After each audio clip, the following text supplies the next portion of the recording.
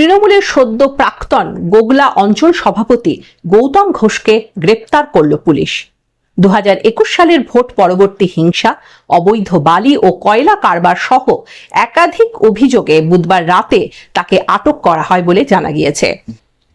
বৃহস্পতিবার দুর্গাপুর মহকুমা আদালতে তোলা হলে বিচারক তার জামিনের আবেদন খারিজ করে 6 দিনের পুলিশ হেফাজতের নির্দেশ দেন।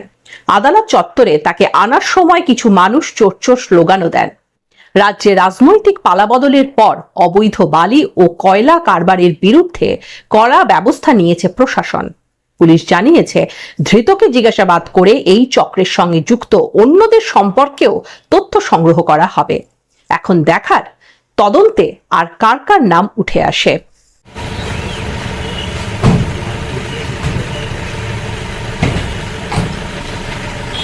গঙ্গা আগ্নেয়গিরিতে বালি বাজারের কয়লা পাচারের অভিযোগ কি বলবেন?